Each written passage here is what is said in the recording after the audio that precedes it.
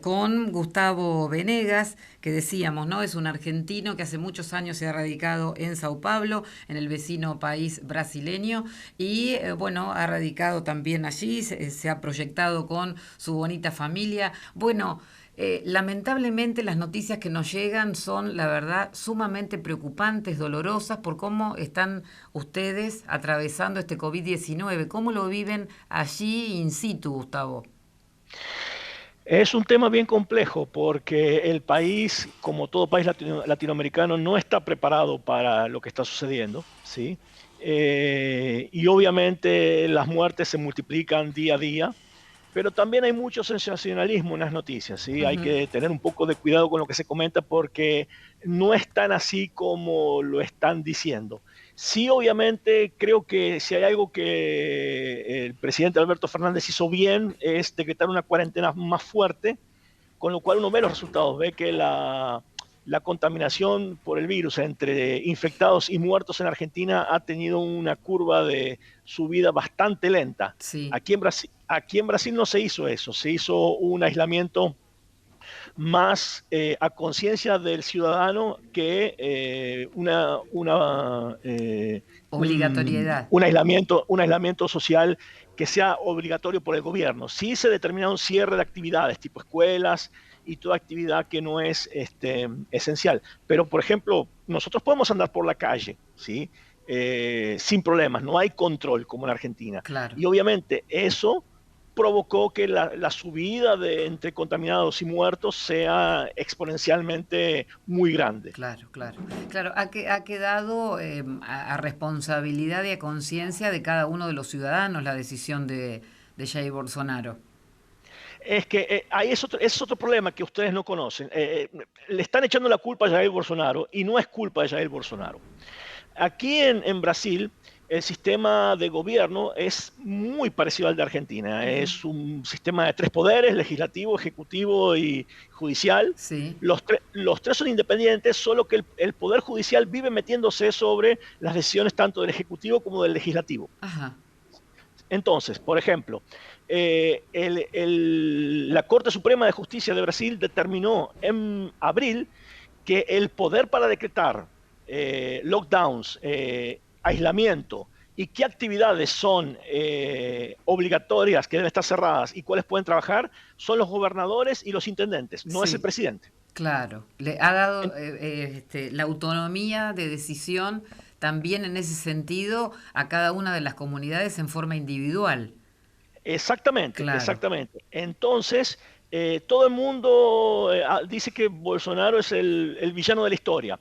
Y el problema del tipo, que el tipo es un bocón. El tipo habla de más, es sí. cero político y creó una figura que es medio grotesca para estar Claro, en el lugar que él está, por así decirlo, de forma justamente, elegante. sí, sí, justamente así se lo ve porque además hasta ostenta su, como, ¿cómo puedo decirle? Bueno, lo que se ha dicho que creo que es justo, la subestimación del COVID, andando, mostrándose sin ningún inconveniente, besando a la Ujú, gente, sin barbijo, sí. viene bien lo que vos decís, de modo Sí. grotesco. Sí, pero ya te digo, pero él no toma decisiones, él no tiene poder ninguno. La Suprema Corte le sacó el poder. Entonces, lo que está pasando en el país no es responsabilidad de Bolsonaro. El tipo tiene su cuota de responsabilidad por la Sí, sí, falta de liderazgo. claro, Eso está claro. sí. ¿Sí? Eso está claro. No existe un lineamiento de decir, señores, hay que hacer esto. Eso no existe. Y acá cada uno corre básicamente de acuerdo a sus intereses políticos, lamentablemente, ¿sí? Que poniendo en primer lugar la salud de las personas.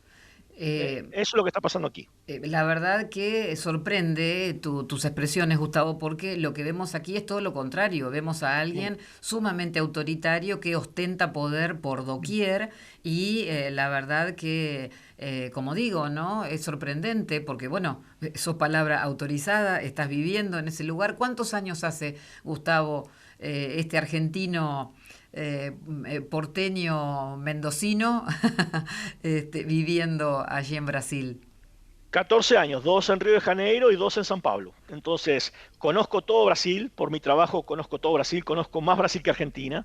Y te puedo decir que, de nuevo, lo que está pasando en parte es culpa de él por la falta de Sí, de sí, liderazgo, sí, pero también tiene que ver mucho con lo que hace cada gobernador, claro, ¿sí? claro.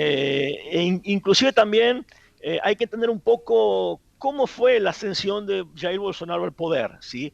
Él apareció como una alternativa al PT, Sí, ¿sí? Que era el partido de Lula, sí, en el cual los 12 años de gobierno creo que fueron 16 años entre 8 de Lula y, perdón, 12 años fueron, 8 de Lula y 4 de Dilma Rousseff, sí, ¿sí? Fue signado por escándalos de corrupción, y entonces, obviamente, cuando la operación Lavallato apareció en Brasil, dejó al descubierto mucho de esos manejos turbios que habían, claro, ¿sí? claro. Entonces la sociedad brasileña votó por un cambio y Bolsonaro encarnaba El orden, eh, digamos, ¿no? exactamente, estar totalmente en contra de la corrupción, Claro. venir del ala militar, con lo cual esa aurea de autoritarismo que le tiene por venir del ala militar, pero el tipo habla de una forma, pero realmente el tipo actúa de otra, porque de nuevo, esto es una democracia, y Sí, no es sí, que lo que el tipo dice se hace, no, no. Hay innúmeros casos de paquete de leyes que eran muy necesarias para reencauzar la economía en Brasil, que Bolsonaro envió al Congreso a través de su ministro de Economía, que fueron cortadas, no fueron votadas o fueron totalmente desfiguradas para proteger otros intereses. claro, por el propio deliberativo, ¿no? Bueno, Exactamente. lo que decías en cuanto a los tres poderes, en realidad por lo que estás contando, justamente es la incidencia, es al revés de lo que pareciera que sucede acá muchas veces, ¿no? La Sí, incidencia de los otros poderes sobre el Ejecutivo. Muy sorprendente lo que estás comentando, Gustavo, porque sí, como bien decías en el principio de esta conversación, nosotros estamos, bueno, vislumbrando otra cosa totalmente diferente, ¿no? sí. Vemos a un Bolsonaro totalmente autoritario. Sí, bueno, Y exactamente. Es que esa es su postura claro, claro. frente a sus admiradores, como se llaman aquí, y frente a la prensa, la forma de hablar. El tipo habla de manera poco política, por así decirlo. De nuevo, la mejor palabra que le cabe a él es grotesco. El tipo es grotesco. Sí, sí, y además, Entonces, bueno, también él mismo se ve en sus manifestaciones, bueno, misóginas y un montón de cosas que realmente, bueno, hace que en muchos aspectos sea rechazado, ¿no? De hecho, su imagen positiva ha caído muchísimo también. O esto sí. no es así. Ustedes también lo viven de esa manera. No, no, no. La imagen de él ha caído, sí, el porcentaje de rechazo hacia él aumentó, Sí, pero él todavía mantiene una base de soporte de casi 30% de la población que está a ajá, muerte con él. claro, Sí, claro, entonces, por eso que no prosperan los pedidos de impedimento. Aquí en Brasil existe la ley del impedimento, que es como en Estados Unidos. Un presidente puede ser impedido de ser presidente si sí, comete algún crimen de responsabilidad. sí, ¿Sí? Entonces, ya hay varios pedidos de impedimento en la Cámara. ¿Y cuáles son las tres cosas que tienen que suceder para que eso vaya para adelante? Primero, tiene que haber problemas económicos, ¿sí? En el país. Segundo, tiene que haber falta de apoyo del Congreso al presidente. sí. Y el tercero es el pueblo en las calles protestando contra el gobierno. Claro. Son las tres ¿Sí? condiciones sine qua non para el impedimento a su continuidad como presidente. Eso, para que alguien en la Cámara de Diputados, que es el presidente de la Cámara de Diputados, pague el costo político de hacer esa maniobra. Claro, claro. ¿Sí? Entonces, aquí en Brasil tenemos falta de apoyo del Congreso claramente, ahora, porque de nuevo, por la forma de ser del tipo, el tipo no es digamos que no es un articulador político, una persona que crea afinidades políticas. Ujú. Él no es eso, al contrario, él es del embate. Sí, Entonces, obviamente que eso genera que el Congreso, en lugar de ayudarlo, le ponga palos en la rueda. sí. No importa qué, ¿sí? Cuando corresponde, cuando no corresponde. Ese es un punto.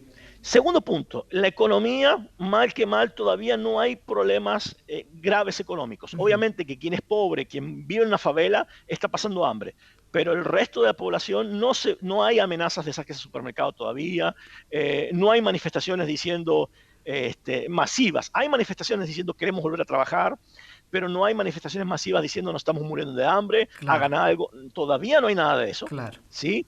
Y tercero, como te dije, el tipo mantiene una base sólida de personas que lo soportan, ¿sí? Que Sí, son sí, afines a él. claro, Entonces el pueblo no está en la rúa, en la calle, perdón. claro. Sí, sí. Entonces, hasta que eso no pase, el impedimento no va a suceder también.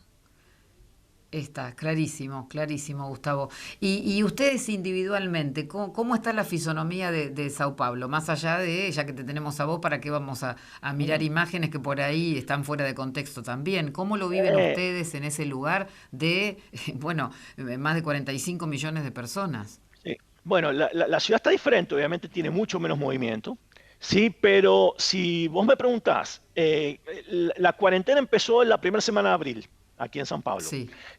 Comparando ahora, hay 3 o 4 veces más autos en la calle que al principio. Y otra cosa que fue muy mal hecha, por parte por lo menos del gobernador de San Pablo, fue que el tipo se apuró a decir cuándo iba a ser el pico de la pandemia. Ujú. Cuando se decretó la cuarentena, allá por abril, eh, era, por favor, queden todos en casa porque la segunda semana de abril es la semana clave para evitar contagios. Todo el mundo en casa. Y vos veías que la curva iba para arriba. Tercera semana, no, es esta semana, la curva iba para arriba. Y así fue, y así fue. Hoy, Claro. hoy, el gobernador extendió, en realidad extendió la semana pasada la cuarentena hasta final de mayo, y hoy yo lo escuché decir en la radio, en una conferencia de prensa, diciendo, por favor, quédense en casa, porque estas 2 semanas finales son las semanas más dolorosas del COVID-19 en Brasil. Entonces, nadie sabe realmente qué es lo que está pasando. Y los tipos, obviamente, dan declaraciones demagógicas, ¿sí? Y después, cuando tienen que confrontar a Bolsonaro que está diciendo, ustedes se apuraron a hacer las cosas, las están haciendo mal, es fácil ser demagógico y decir, no, yo me ocupo con la salud de las personas, por eso quiero que no trabajen, cuando en realidad se está acumulando una bomba económica que cuando explote, yo no sé lo que va a pasar. Claro. Y bueno, y en cuanto a eso, Gustavo, bueno, vos trabajás en una multinacional, ¿cómo está el trabajo? ¿Están yendo a trabajar en forma normal? Bueno, hay servicios que son esenciales que obviamente tienen que continuar. ¿Están trabajando al 50%? ¿Cuál es, qué es lo que se está gestando en torno a empresas que puedan llegar a prescindir de los trabajadores? ¿Cómo se está gestando eso? ¿Cómo está ese clima? Bueno, depende el rubro del negocio. Ya hay muchas empresas que echaron mucha gente a la Sí, calle. sí, Por ejemplo, hay una cadena de restaurantes de hamburguesas muy sí, famosa aquí sí, en Brasil que echó 500 personas a la calle. por favor. Eh, Depende de lo que hagas. Lo que nosotros hacemos está catalogada como una actividad económica necesaria porque nosotros trabajamos para que la flota de vehículos, tanto camiones como autos, utilitarios, taxis, puedan funcionar. Claro. ¿Sí? Entonces es necesario. Pero nuestro facturamiento en abril cayó 80%. O sea que ¿Sí? se han visto afectados, más allá de, como bien decías, Sí. todavía ese termómetro no llega a dar febrículas fuertes, de todos modos igual están teniendo los síntomas de este avatar. Sí. Y Claro, claro, claro. claro, Y nosotros estamos todo el mundo trabajando home office, todo el mundo trabajando home office sí, perfectamente, nosotros sí, podemos hacer eso, pero obviamente los vendedores no están en la calle, ¿sí? Que el contacto del día a día genera ventas, ¿sí? Básicamente. Entonces, eso hace que el negocio sufra, ¿sí? sí, Y sí, sí, también la lógico. restricción de actividades hace que el negocio sufra. Hay mucho menos demanda por todo, Claro, por además todo. el turismo se No, el paralizó. turismo está muerto. Claro, claro, Yo no sé, por ejemplo, las compañías aéreas cómo van a hacer. sí, Realmente no sé, no sí, tengo ni sí. idea. Sinceramente no sé. Y también, bueno, volviendo un poco al tema de las noticias de Brasil, otra cosa que es bueno entender es la dimensión de Brasil. ¿Sí? Vos dijiste, en San Pablo son 45 millones de personas. Claro, Entonces, San Pablo representa más población que Argentina, sí, sí, básicamente. solo Sao Paulo. Entonces, exactamente, entonces, si vos ves la cantidad de infectados y muertos de San Pablo, ¿sí? Obviamente que comparado a Argentina, que es más o menos la misma cantidad de gente.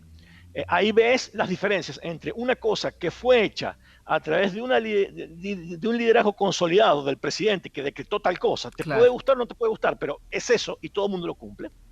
¿Sí? Y lo que se hizo acá, que se hizo de forma más blanda, Sí, ¿sí? sí.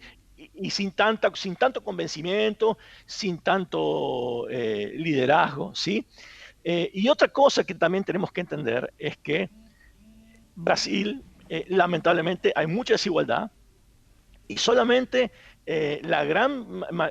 creo que son menos del 10% de la población de Brasil entero, un país de 200 millones de personas, junta 80% de los ingresos que se generan en el país. Claro, del PBI. Sí, Exactamente. sí, Entonces, con eso, podés imaginar la cantidad de pobres y de indigentes que existen. claro. Entonces, aquí en San Pablo, la mayor cantidad de contaminados y mayor cantidad de muertos está en las favelas. Hay una favela que es la mayor favela de San Pablo que se llama Brasilandia. Bueno, ahí tenés casas en las cuales en una pieza viven 8 a 10 personas Sí, sí, dentro de la misma pieza. sí, ¿Sí? Esas personas trabajan por su cuenta o trabajan en negro y si no salen a trabajar, no comen. claro. Entonces, ¿cómo haces para que esas personas se queden en la casa? Y Bueno, cuando una se contamina, ¿cómo haces para hacer la cuarentena? ¿Cómo haces para separarlos? claro, además quédate en casa. ¿En cuál casa si prácticamente no tienen? Eh, Bueno, eso lamentablemente es una semblanza que se está replicando aquí ujú, en los barrios populosos de Buenos Aires, de la ciudad de sí, Buenos Aires también. Sabrás por las noticias, Gustavo, que sí. eso lamentablemente también se está dando aquí, ¿no?